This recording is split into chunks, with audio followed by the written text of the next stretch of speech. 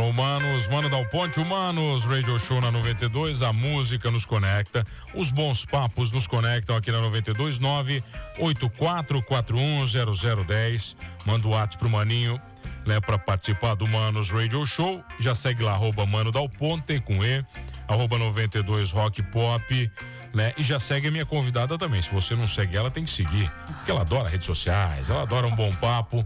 Eu tenho o prazer de receber a doutora Débora Zanini, juíza do Tribunal de Justiça de Santa Catarina, escritora, mãe. Que mais, doutora Débora? Puxa, tanta coisa, né, mano? Né? Tanta coisa. Sabe que esse ano... Bom, primeiro, né, uma boa tarde para todo mundo. É um grande prazer estar aqui. Nossa, muito contente com o convite. Fazia um tempinho que eu não vinha, né, mano? É verdade, mais de ano já, né? Eu acho que sim, que passa muito rápido, né? É verdade, mais de ano. Passa muito rápido. Então, esse ano de 2025, 2024 foi bem intenso. Eu fui juíza eleitoral também, trabalhei nas eleições. Você foi juiz eleitoral, que é um outro mundo também. É um né? outro mundo. Tá. Porque o juiz eleitoral, ele está juiz eleitoral, ele não é juiz eleitoral. Diferente do advogado, que é especialista em eleitoral, as pessoas que trabalham nesse meio, nesse campo, a gente é colocado lá para fazer eleição. Mas, doutora, deixa eu te contar uma história. Então, você falou de juiz eleitoral, né? Eu participei de uma eleição há algum tempo. Não vou dizer quem é o juiz também, né? Tá. Não fui eu? Não foi você. E ele chamou os diretores dos partidos, né, para um papo e falou o seguinte: a eleição tá vindo aí. Foi numa época que não podia nada, eles proibiram tudo. Tá. Naquela época não podia adesivo, não podia nada. Ele falou assim: vocês não enchem meu saco. Vocês não enchem meu saco. Vocês me deixam em paz. Boa. Vocês se preocupem com a campanha de vocês. Eu acho que eu sei quem é o juiz. Vocês se preocupem com a campanha de vocês. Eu acho que eu sei. Vocês não se preocupem com a campanha do outro. E vocês não ficam me chamando por causa de 1 centímetro de adesivo errado. Já tô avisando agora que eu não quero me incomodar. Porque se incomoda com isso, né? Se incomoda muito com isso. É assim, as pessoas se preocupam em acusar o outro, o adversário. Então, no dia da eleição também, o que a gente recebe no balcão? Porque o fulano tá fazendo não sei o que lá. Daí vem outro, não, porque o ciclano tá fazendo. Daí tu manda a polícia lá pra olhar, não tem nada. Tá. É só confusão, mas assim, é intenso. Fazer eleição é uma coisa bem intensa, mas é muito gratificante também. Débora, na casa do meu pai, fica na esquina de um colégio eleitoral de Sara, que é o Cristo Rei ali. E é uma área gigantesca na casa dele. Meu pai sempre recebeu muitos amigos. E no dia da eleição, é óbvio que vai receber também. E aí denunciaram que estavam comprando votos na casa do meu pai. Daí foi a polícia lá, tinha umas 30 pessoas. Mas era de tudo, tinha do partido A, do partido B, do C, tinha de tudo que era lado, entende? Não era de um lado só, era dos amigos batendo papo, mas a polícia teve que ir, recebeu denúncias, falaram, tem que vir aqui, entendeu? E eu também circulo bastante no dia da eleição. Você anda? Eu circulo, eu vou nas escolas e olho, daí é até engraçado, tem gente que me vê e sai correndo, sabe? Assim, tá lá, sabe? Daí tu olha, tem santinho no chão. É porque assim, no dia da eleição não pode nada. É verdade. O dia da eleição é o dia que não pode nada. Os dias que antecedem, pode fazer campanha, pode distribuir santinho, pode pedir voto. Dia da eleição não pode nada. E claro, o pessoal não obedece, né, mano? A gente sabe que não obedece, né? Então, uma vez aconteceu, eu era juíza em Uruçanga, agora eu lembrei. Eu tava andando com a polícia, eu andava de carro com a polícia pra fazer as voltas ali, né? As rondas. E um cara com um monte de santinho na mão, ele não sabia que eu era juíza. A gente estava com o carro descaracterizado, agora eu lembrei, por isso que ele não sabia. Ele pegou e jogou um monte de santinho na nossa frente, assim. Não, né? Eu assim, olha, vou ter que te prender, não vai ter jeito, né? Agora, daí a polícia carregou, levou, né? Porque era fazer campanha eleitoral. Mas o que acontece com esse cidadão? Então, daí ele é levado pra delegacia, ele assina, porque é crime de menor potencial ofensivo, né? Teoricamente, só jogar o santinho é um crime de menor potencial ofensivo. Então, ele é levado pra delegacia, ele assina ali um termo de declaração, e no dia seguinte, daí a gente faz uma audiência com ele, que daí é uma transação penal. Daí é a questão, uma cesta básica, serviços comunitários. Mas, enfim, se complica. Se complica um pouquinho, complica. Não é tão... Não, isso se for primário, né? Se não, aí é que tá, não pode perder o réu primário. Aí é que tá. Mas aí ele perde o réu primário? Com a transação penal, não. Com a transação penal, não, mas ele tem que ser primário. Tá. Ele tem que ser primário, ele não perde a primariedade. Mas ele não pode ter outro benefício igual durante 5 anos. entendi. Na próxima eleição não pode fazer. Então assim, eu aconselho, ninguém perde a primariedade, ninguém perde o réu primário, que réu primário é bom, tem essas vantagens, tem né? Um pouquinho de vantagem. Tem essas vantagens que você acaba tendo alguns benefícios legais, né? Antes de chegar no processo criminal, porque daí se ele não fosse primário, por exemplo, né? Então o processo ia ir para o Ministério Público, poderia ter denúncia, ele ia ter que se defender formalmente perante a justiça. Assim resolveu numa transação penal, pagou uma cesta básica ou fez serviços comunitários, ele resolveu, só fica na ficha dele que ele já teve aquela obrigação e ele só pode ter outro benefício igual daqui 5 anos, porque é um benefício, transação penal é um benefício para o réu, né? Tem um amigo meu médico, grande médico, eu não posso dizer quem é, né, da região, vou dizer que é da região. Ele já teve que pagar muita cesta básica, doutor. Eu lembro. Eu pego dirigindo, fazendo cagada. E eu lembro. A embriaguez ao volante também. Não era nem. Ele era de menor, era um mau rolo, deu uma balaiada na época. Tá. Eu me lembro que daí ele ia pro hospital prestar serviço. Serviços comunitários. E ele ia quietinho, assim, pra ninguém ficar gozando na cara dele. Assim. Sim, porque o menor de idade também tem essas situações, né? Tem também essas situações, eu lembro disso aí dele. Porque a gente não fala que é crime, a gente fala que é ato infracional. Tem algumas consequências legais também, né? E o adolescente, ele também tem que cumprir algumas coisas, né? Com o pai supervisionando. Eu lembro, eu era juíza da infância, agora puxando história longa. Eu era juíza da infância uma vez e tinha umas meninas muito debochadas, muito bobas assim, que começaram a debochar da professora e postar fotos da professora, enfim, ridicularizar a professora. E sei que foi parar lá na justiça.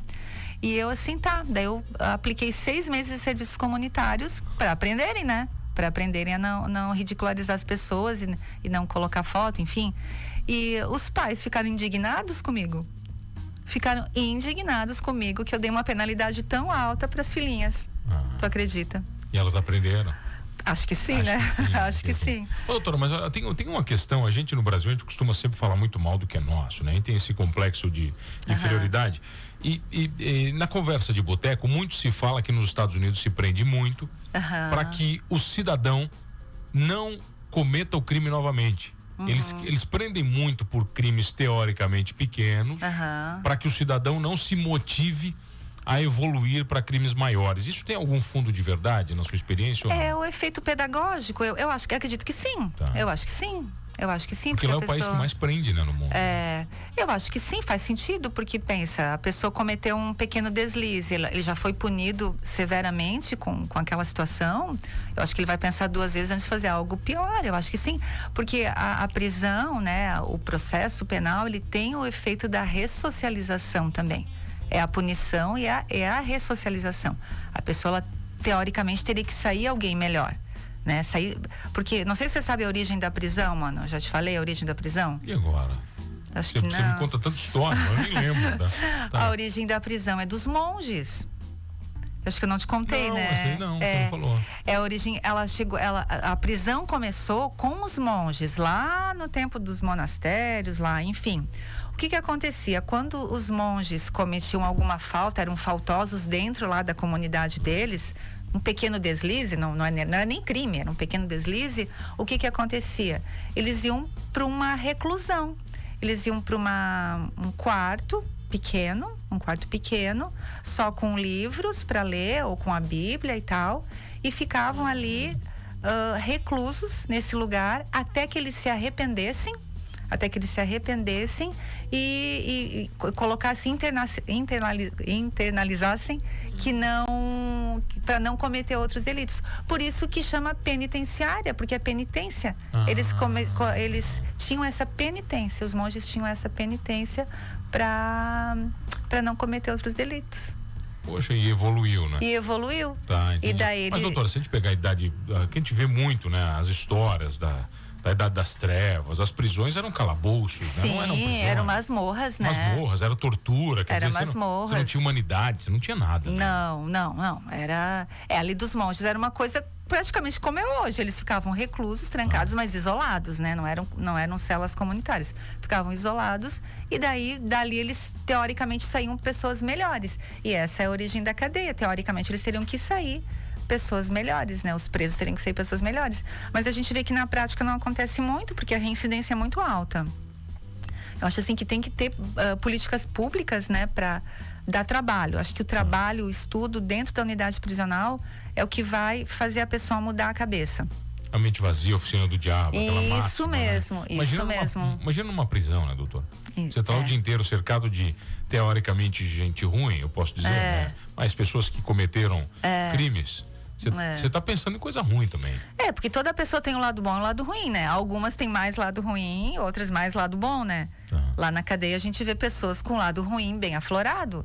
Podem ter o lado bom? Pode ter o lado bom, né? Ninguém é totalmente maléfico, né? Mas você já se deparou com casos de pessoas que você sentiu que eram boas? Você sabe assim, aquele sentimento que você tem e que de repente estavam num momento ruim, porque geralmente alguns crimes a gente vê que são momentos, né? A pessoa não é aquela linha a vida toda, daquele jeito. Sim, já crimes passionais. Crimes passionais, muitas vezes a pessoa perde a cabeça, tá meio descontrolado, perde a cabeça e comete um crime passional, né? Uma traição, alguma coisa assim, a pessoa perde a cabeça e comete crime. Usuário de entorpecentes, eu já chegou nas minhas mãos casos em que eram pessoas normais, rapazes, enfim, que deviam dinheiro para droga, eram usuários de entorpecentes e acabaram roubando, assaltando mesmo, para conseguir dinheiro para pagar o traficante para não morrer, que é uma questão muito, muito complicada. Por isso que eu digo, o tráfico de drogas é um crime muito bárbaro, apesar de não ter a violência física, mas é uma violência emocional muito grande, porque ela é a propulsora de vários outros delitos, roubos, furtos, assassinatos. A gente tem muita facção criminosa também relacionada, né? Relacionado com o tráfico. Mas, doutora, quando a gente não pune o usuário no Brasil, a gente permite que o tráfico continue vivo. Eu sou muito contra essa liberação, assim, de drogas e tal. Eu sempre fui contra a liberação. Acho que tem mesmo que punir, porque querendo ou não, porque maconha não faz mal, porque maconha é natural. Mas assim, é uma porta de entrada para outras drogas. Aqui em Santa Catarina nós já temos uma lei que você consegue agora multar, né, o usuário. Quando aquela lei lá de tóxicos estava em vigor, o usuário ele não ia mais preso, né? Ele não ia mais preso, mas ele participava de palestras, ele não era mais primário, né? Perdia a primariedade, então tinha consequências assim. E depois foi abrandando. Mas quando eu entrei na magistratura, o usuário era preso, sim. Era preso no começo. Claro, não ficava muito, soltava e tal. Depois substituía a pena. Mas assim, era mais rígido. Eu vejo que hoje as coisas estão cada vez mais brandas, né? E o tráfico, ela movimenta bilhões, muito dinheiro e é uma indústria, sim, é uma disputa pelo poder, por território. O que a gente vê aqui em Criciúma, a gente não vê nada aqui. A gente vê traficante de trilho, a gente vê coisa muito mais simples. Eu lembro que quando eu estava na 2ª Vara Criminal, que eu julgava os processos alusivos ao tráfico, eu lembro que no máximo era 1 quilo, 2 quilos de cocaína, no máximo. A gente vê assim que isso aí é muito pouco perto da realidade que a gente vê que está escondida, que a gente não vê. Que não chega, que a gente não vê. Porque o traficante mesmo, aquele cara que é realmente, que tem a coisa forte no tráfico, ele não é preso, ele não vai preso, ele tem outros que fazem para ele distribui e ele tá lá só usufruindo. Então o que a gente vê aqui é muito pouco. Já foi ameaçada pelo tráfico ou não? Não. Nunca fui. Poxa. Nunca fui ameaçada, não. Mas por outros ou não? Outros crimes ou nunca? Nunca chegou nesse nível, assim? Só um disse-me-disse, sempre tem uma historinha, porque eles não gostam da juiz, porque eles querem pegar a juiz, porque a juiz tem que se cuidar, mas nada concreto. Nada assim de... Uma vez aconteceu de falarem, saiu um bochicho e tal, que estavam me cuidando e tal, mas aí vem o setor da inteligência, né? O setor da inteligência é ótimo, né? Tem o setor da inteligência que deu uma olhada e tal. Não, era tudo tranquilo. Nada, não vai nessa ideia. Doutora, tem alguns números aqui, eu queria até discutir com você. O comandante Mário esteve aqui e ele expôs alguns números aqui que eu ainda falei pro Igor, separa que eu quero conversar com a doutora sobre um caso específico sobre violência contra as mulheres. Né? Nós temos hoje o programa Rede Catarina, né? Que é um programa incrível, né? Os números de denúncia aumentaram absurdamente, isso porque não é que a quantidade de homens, né, agredindo mulheres aumentou, é que as mulheres agora estão expondo mais. Você como mulher e como juíza, como é que você enxerga tudo isso? Então, agora você levantou um ponto importante. Tá tendo muita denúncia. A gente faz plantão. Eu não julgo mais esses processos que eu agora estou na execução penal, mas eu faço plantão. Quando eu faço plantão, 90% dos processos do plantão é violência doméstica. Esse final de ano, por exemplo, que eu fiz plantão dia 22 e 23, a maioria era violência doméstica. Então, o que acontece? A mulher, ela não está mais se sujeitando, né, apanhando calada.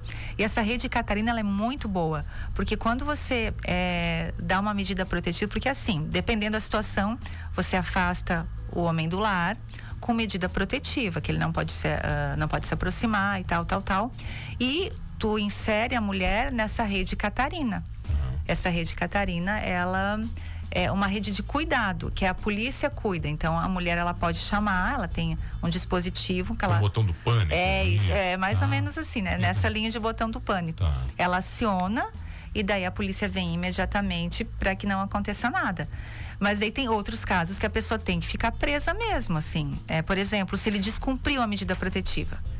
Vamos supor, a mulher foi lá, se queixou, teve violência contra ela. Ok. Pediu medida protetiva. O cara não foi preso, mas o juiz deu medida protetiva. Você tem que se afastar do lar, não pode se aproximar 200 metros. Aquela coisa que a gente já sabe, né? Ok, ele assinou, saiu de casa, pegou as coisas dele, saiu de casa. Mas, por vias, sei lá, ele voltou. Perdeu a cabeça, voltou lá. Ela aperta o botão do pânico, fala com a rede Catarina.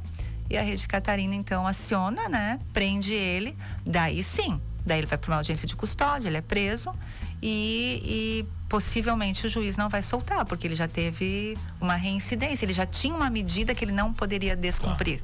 E como ele descumpriu a medida, a lei é muito clara. Descumpriu medida protetiva, cabe prisão preventiva. É comum isso acontecer? Mais do que a gente imagina? Muito comum. Muito comum. Tanto é que quando a gente vai para uma audiência de custódia, primeira coisa é olhar os antecedentes, né? Tu olha os antecedentes, se ele... é reincidente, já cometeu crimes violentos, se ele já tem uma medida protetiva em andamento e descumpriu, a prisão, doutora, a prisão preventiva é praticamente certa, né? E demônios que se tornam anjinhos na sua frente? Nossa, é o que mais tem. É mesmo? É o que mais tem. Na sua frente você olha, você é um monge. O que mais tem. Nossa, eles falam calmo, falam educados. Dona Débora, me chamam de Dona Débora. A senhora me dá uma chance, Dona Débora, porque eu prometo que eu nunca mais, a senhora nunca mais vai me ver aqui. Eu fico só escutando, né? Fico na minha, fico escutando. Não, hoje não vou conseguir te dar uma chance, mas lá dentro da cadeia tu reflete bem as coisas que tu tá fazendo, né? É uma chance de tu estudar lá dentro, ir pra igreja, né? Que tem a igreja também, reflete bem. Eu falo bem de boa, assim, né? Mas, doutora, a lei permite a você, como juíza, dar uma chance a este indivíduo? Existem... Sabe, quando você fala dar uma chance, parece que você está burlando a lei, não é isso? Não é isso, porque a lei, ela a gente interpreta a lei ela é ampla, né? Porque assim, quando você vai decretar uma prisão preventiva, você tem que ver garantia da ordem pública, da ordem econômica, tem que ter indícios de que ele não vai voltar a delinquir, né? Então, muitas vezes assim, ele tá tão bonzinho, eu acho que ele não vai voltar a delinquir, né? Mas não, daí eu já não, ele já é reincidente, ele tá bonzinho aqui na minha frente, né? Então, você dá a tua decisão. Mas a lei dá uma margem para interpretação, tanto é que tem juízes que decidem de forma diferente e as duas maneiras estão corretas. É maneira de interpretação, né? Então, a pessoa confunde, me dá uma chance, quer dizer, interpreta a lei mais favorável para mim, digamos assim, né? Você já fez isso, de dar uma chance? Nunca voltaram assim? Mas você já viu o indivíduo que prometeu que não voltaria e voltou. Sim, mas já estava na hora de soltar mesmo. Daí já era o momento. Né? Já estava na hora. A senhora nunca mais vai me ver aqui. Que bom, fulano, tomara mesmo. Dali um pouco, aqui de novo, fulano. Pois é, né? Pois é, né, doutora? Eu falei que não via, mas não deu. Não, eles falam assim, muito anjinhos, sabe? Muito anjinhos. Mas a gente sabe, né? Que na frente é uma coisa, por trás é outra, né? Não adianta. Não adianta. Essa expertise de ler pessoas, eu imagino que com o tempo ela vai evoluindo e o feeling vai ficando mais apurado. A mulher por si já tem o sexto sentido. Ela já... Diz que toda mulher é bruxa, não, né? Ela... Não é? Concordas comigo? Acho não. que toda mulher é bruxa, né? Tem aquele sexto sentido, assim, que descobre as coisas, não é? E aí quando cai pra você, juíza e mulher, você olha assim, esse aí não me engana, esse santinho do pau oco aí não engana. Com o tempo a gente vai refinando, né? Vai refinando. No começo tu fica, será, né? Não, mas na dúvida não. É assim, porque assim, o processo penal, ele é, no início do processo, em dúvida, pró-sociedade. Na dúvida, você deixa preso. Na dúvida, você deixa preso. Na dúvida, você deixa preso. Na sentença, é em dúvida pro réu. Na dúvida, eu vou soltar. Entendi. Porque é na sentença. No começo, você protege a sociedade. No começo, vamos proteger a sociedade. Eu tô na dúvida. Se ele é bom, se ele é ruim, se ele vai voltar a reincidir, se ele vai aprontar. Eu tô na dúvida. Na dúvida, pró-sociedade. Na dúvida, a gente deixa preso. Passou, a gente ouviu as provas, vai na hora da sentença, mas não tem tanta prova, ele tinha aquela quantidade de droga, mas será que não tinha ninguém que comprou? Será que ele estava vendendo mesmo? Será que não era para ele? Quantidade pequena, óbvio, se ele tinha 1 quilo, obviamente que era para vender. E tu vê, ele tinha, sei lá, 80 gramas lá de maconha, 100 gramas de maconha, né? Ele estava vendendo, não estava? Se for 1 quilo, obviamente que...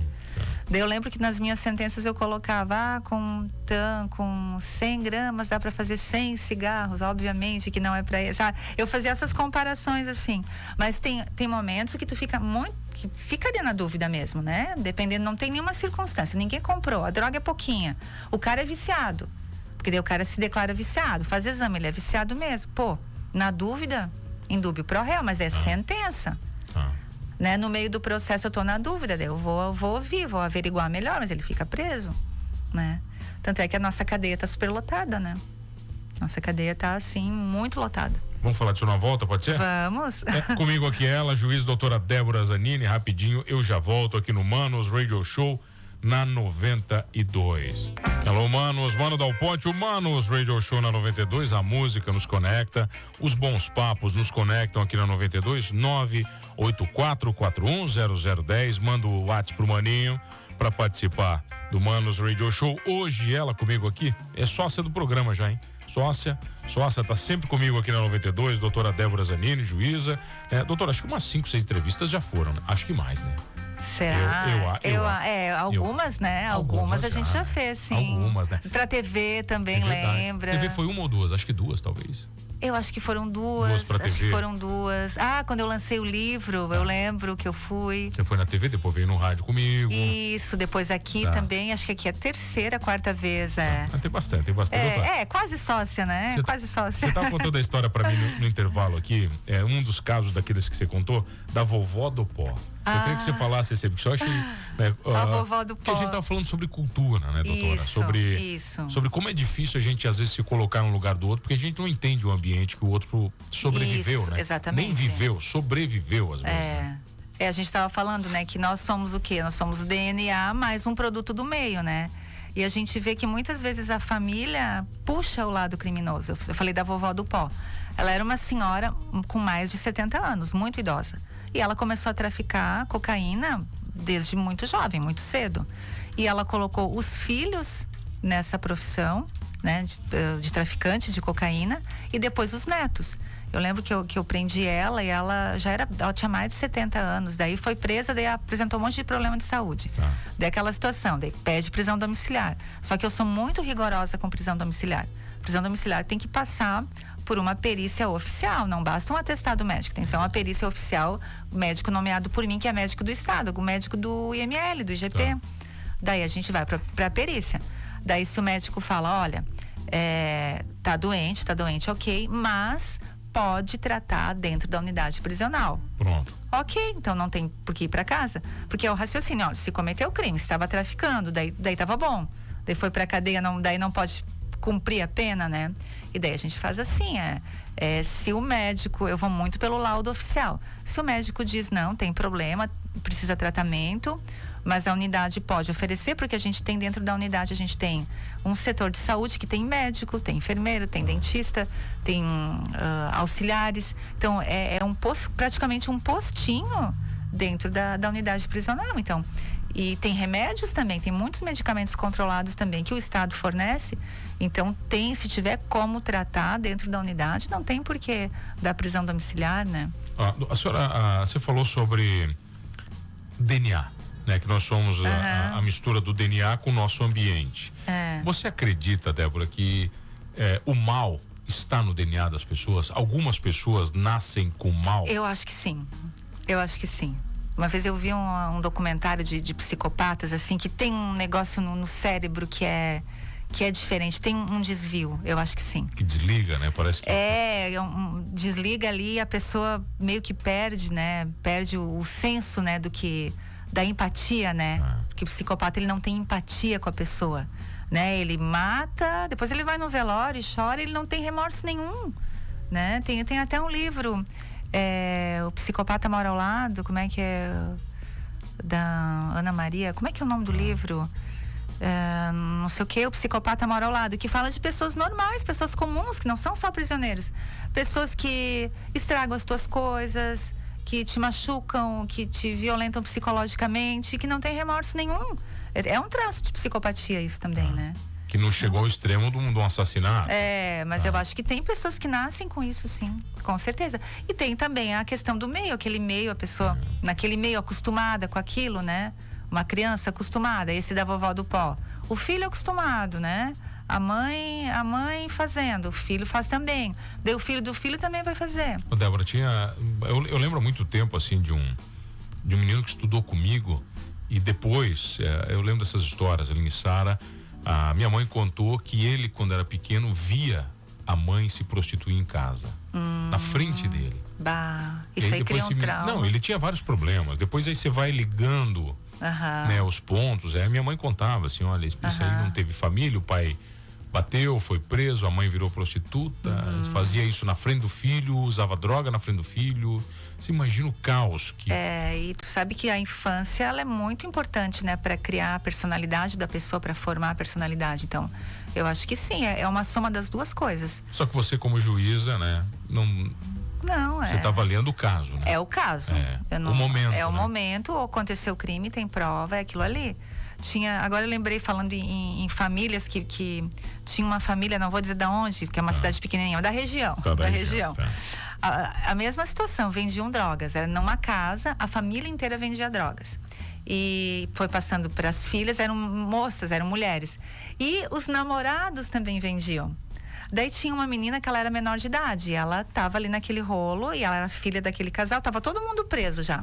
E ela era a única menor de idade, a única que não foi presa. Daí ela começou a trazer os namorados e os namorados começaram a traficar e iam presos. Daí eu assim, nossa, essa é literalmente chave de cadeia, né? Literalmente. E isso que ela fez, 18 anos. Eu disse, daqui a pouco essa guria vai cair. Caiu num plantão meu. Eu falei o nome da fulana. Não, vou dizer, né, para não identificar. Assim, fulana, eu queria tanto te conhecer. Eu disse assim pra ela, eu queria tanto te conhecer. Eu conheço teu pai, conheço tua mãe, conheço tuas irmãs, conheço teus namorados. Eu só não conhecia tu. Fizesse 18 agora. Ela assim, fiz, pois é, né? Mas ela assim, tranquila, que ela sabia que ela ia ter o mesmo caminho, sabe? E assim, caiu no meu plantão. Eu queria muito conhecê-la, sabe? Eu assim, daí eu ainda falava assim, pô, tu namora fulana, é outro que foi preso por causa dela. Assim, pois é. Já conhecia todo mundo ali Todo mundo. E era uma família bem conhecida e foi todo mundo preso. Doutora, mas essas pessoas, elas não conseguem enxergar o crime como crime? O que elas enxergam? Sabe assim, nas tuas observações, o que você vê? Porque às vezes ela não vê aquilo como algo errado, mesmo sabendo que vai presa. Ela sabe que é errado, mas ela normaliza, mas é o que eu sei fazer. Eu acho que ela sabe que é errado. Tanto é que o preso, ele não tem muita raiva de juiz quando ele é condenado. Ele tem raiva se ele é humilhado. Se o juiz humilha ele, se o juiz é injusto, se o juiz dá uma pena, se ele tinha que ganhar 5 anos, mas o juiz vai lá e dá 15. Se o juiz grita com ele, chama ele de vagabundo, daí ele tem raiva da humilhação. Mas eu nunca tive problemas, porque eu trato normal, ele sabe que ele fez. Ele sabe que ele fez, ele sabe que ele cometeu o crime, ele sabe que a lei é assim. Eu converso com ele normal, faço o meu trabalho, aplico a sentença que tem que aplicar, depois cuido da pena, e ele é tratado com respeito, com educação, e ele não tem raiva. Mas já te tiraram do sério? Ah, já. Já. Quando começa a mentir, ou fazer pouco caso, ou debochar, ou achar que não vai dar nada, porque tem gente que é debochada, né? Adolescente, tá? Adolescente. Que eu já trabalhei na área da infância, né? Debochado por natureza. Adolescente já é debochado, Débora. Adolescente infrator tira a gente do sério. Débora, o maior não, tá? Fala. Imagina, quando você é adolescente, você tira o teu pai do sério. Você imagina quem não te conhece. E tá ali, ele tá assim, ó. Tá assim, bem assim de ombros. Dá de ombros, fica dando de ombros. Tá, fulano, e daí? Fiz, e daí? Ai, dá uma raiva. Teve uma vez, foi no Arroio do Silva. Ele era adolescente, ele colocava fogo nas casas. Sem mais nem menos. Eu assim, mas por que tu fez isso, fulano? Daí ele assim, porque eu quis. Sabe, tem coisas assim, é uma índole muito complicada isso. E a gente sabe que adolescente não é nem crime para começar, é ato infracional. A gente não pode nem chamar de crime. Não pode nem chamar de menor, tem que chamar de adolescente infrator. É todas as questões aí politicamente corretas, digamos assim, né? Daí a lei te limita muito. Daí ele só pode ficar 45 dias internado, não é nem prisão, é internação. Daí depois na sentença ele pode ficar até 3 anos, que é o máximo. Então, mas pensa, um adolescente que assassinou alguém, ele fica no máximo 3 anos, né? 45 dias enquanto o processo está tramitando. Então, assim, a pena é muito baixa. Por isso eu sou a favor da redução da idade penal. Mas hoje é de 18? 18. Então, para 16 já estaria legal? Eu acho que 14 já é o suficiente. 14 já é suficiente? Porque o 14 já sabe o que está fazendo. Já sabe o que é errado. Dependendo de alguns crimes também, né? Mas vamos lá, vamos 16. 14 estou sendo um pouco rígida. Vamos lá. Mas 16 teria que ser. Débora, já pode votar, pode ir preso, né? Exatamente. Exatamente. Pode não, decidir 16. o futuro do Brasil e não pode ir preso, né? Daí tem gente que fala, mas não vai resolver a criminalidade. Ok, pode não resolver a criminalidade, mas vai resolver a impunidade. Mas, doutor, o que resolveria a criminalidade? Aí é uma questão de política pública muito intrinsecada, assim, uma coisa muito... eu acho que tem que dar uma educação, eu acho que vem de baixo, assim, uma educação, sabe? Uma educação boa. Se a pessoa vai presa, ele ter realmente condições de mudar a cabeça. Tratamento que seja trabalho, estudo. Humanidade, né? Eu acho que falta humanidade também, não falta? Mas eu não acho que o preso é maltratado na cadeia. Eu não acho que o preso é maltratado. Mas não pelo sistema, por próprio dentro da cadeia, ou não? Não, a impressão que você tem é que a impressão que nós temos, né? E quando eu falo nós, talvez são as pessoas que não acompanham o sistema, é que o sistema ele é bruto, ele é destrutivo, a cadeia é sempre suja. Não é bem assim? Não é. A cadeia ela não é suja. A cadeia é superlotada, é outra coisa. Por exemplo, tem 8 leitos, são os biliches ali, 8 leitos, tem 15, 14, eles dormem no chão e tal. Mas assim, todo dia de manhã eles têm que acordar cedo e eles limpar a cela. E é fiscalizado. Eles têm um material de limpeza, tudo, eles têm que limpar tudo, não pode ficar suja a cela. E todo dia tem vistoria. Se a cela estiver suja, o policial penal faz o relato, ele pode até ser punido. Ele tem que trabalhar. E daí tem o trabalho fora, nas oficinas também, né? Não, e eles têm 5 refeições por dia. Não, a cadeia não é assim tão o fim do mundo como as pessoas pensam que é. Claro que não é bom. Eu sempre digo, posso construir uma piscina, uma quadra de tênis, não vai ser bom. Não vai ser bom. Mas, assim, não é uma coisa desumana. A única coisa que talvez seja ruim é que tem muita gente. Mas daí, né? Mas aí não se pode fazer nada. A escolha não foi tua, né? Foi dele, tá lá. Foi deles. E todo mundo sabe que a cadeia é superlotada. Daí vem com um monte de teoria. Mas então é semiaberto, tem que soltar o semiaberto para abrir vaga na cadeia. Não. Eu acho que o problema de superlotação não é o juiz soltar, é construir mais cadeia, né? E a gente acaba invertendo, a gente acaba tendo uma pressão grande para soltar presos para abrir vaga na cadeia, mas para mim não é assim que funciona. Daí criou-se o regime semiaberto harmonizado, né? Foi uma construção jurisprudencial. Que o que é? Quando o cara está no semiaberto, já cumpriu uma certa quantidade de pena, ele pode sair e cumprir em casa com uma tornozeleira eletrônica. Aqui em Criciúma não tem, mas Rio Grande do Sul tem, porque tem superlotação. Paraná tem, algumas comarcas aqui nossas do estado também tem, né? Então... E funciona? E agora? Pra mim não funciona. Ele comete crime mesmo com a tornozeleira, às vezes? Às vezes comete. Comete? Às vezes comete. Eu lembro que numa comarca aqui perto aconteceu, também superlotação, demais. Daí o juiz lá não teve outra alternativa, porque estava já com 200% a mais a superlotação, selecionou alguns presos, que, entre aspas, mais bonzinhos. Vou deixar ficar em casa no regime semiaberto harmonizado. Desde que trabalha, assim. Não deu outra. Alguns ali que já cometeram crimes no meio e... Na saída já.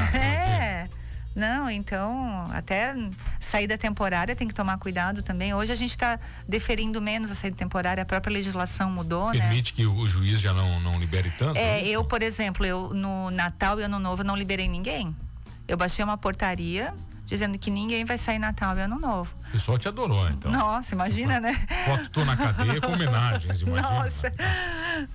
Porque assim, agora a lei permite mais flexibilidade do juiz, né? Então, vamos usar essa flexibilidade. A gente sabe que período de festa é um período crítico. Carnaval também, a portaria, ninguém sai em festa de carnaval. Festa com feriadão, eu não deixo sair ninguém. Porque daí tu vai deixar o cara... Claro que o cara vai pular carnaval, vai sair por aí, vai se fazer em festa. Tá louquinho pra fazer. Na verdade, é um presente pro preso, né? Se você pensar, pô. É claro que tem ronda penal, ele tem que ficar em casa à noite, mas não tem polícia para conferir tudo isso. Não existe. É claro, eles dão as escapadas. Às vezes a gente pega às vezes uns na rua e a polícia notifica. A gente daí manda prender. Quando tá no aberto, regride pro semiaberto. Se tá no semiaberto, regride pro fechado. Daí tem as punições. Ele vai perdendo essa... Vai perdendo. Tem uns que fazem direitinho, né? A gente não pode também generalizar. Tem uns que realmente estão lá para, como eles falam, Dona Débora, só quero pagar minha cadeia, quero sair daqui, quero trabalhar, sabe bem que tu faz. Que bom, né? Ô Débora, mas você já viu ao contrário? A gente às vezes fala, sempre que a gente fala do crime, a gente fala, poxa, né, de que não tem solução, de coisa ruim, mas eu tenho certeza que você já se deparou com situações ao contrário disso, pessoas que realmente se socializaram, pessoas que voltaram bem para a sociedade, pessoas que contam boas histórias. Essas histórias chegam em você? Claro, acontece, principalmente para quem... Por isso que o trabalho é tão importante, que eu bato na tecla, o trabalho é fundamental para a ressocialização. Um caso que aconteceu aqui em Criciúma, o cara arrumou uma carta de emprego numa indústria, numa fábrica aqui em Criciúma. Ele estava no semiaberto. Ele saía, ia trabalhar, voltava para dormir na cadeia. Assim funciona o semiaberto. E o dono da empresa gostou tanto dele, mas tanto dele, que estava só esperando ele sair da cadeia para contratar, carteira assinada, tudo direitinho. E eu soube que esse rapaz se endireitou. Que bom, né? Se endireitou. Poxa, que bacana. A Rosemary, que está no meu livro, a Rosemary, eu posso falar o nome dela porque ela me autoriza, eu botei ela no livro, né? A Rosemary, ela é uma pessoa que ela cometia tráfico. Ela ficou ela dos 22 até os 47 ela ficou na cadeia, indo e voltando, sempre com tráfico. Daí ela saiu, ela começou a trabalhar na cadeia, ela fazia de tudo um pouco. Ela sabia fazer tudo, ela aprendeu muitas coisas. E hoje ela é uma pessoa ressocializada. Bacana. Os policiais penais, se estiverem escutando, vão saber quem é a Rosemary. Rosemary todo mundo conhece no sistema. Ela ficou mais de 20 anos presa. Todo mundo conhece ela. Ela era muito tagarela, muito contente, faceira. E ela disse pra mim, a senhora nunca mais vai me ver na cadeia, nunca mais. Nunca mais mesmo? Nunca mais. Bacana. E ela me segue na rede social, às vezes ela manda algum recadinho lá. Eu tô trabalhando, tá? Isso mesmo.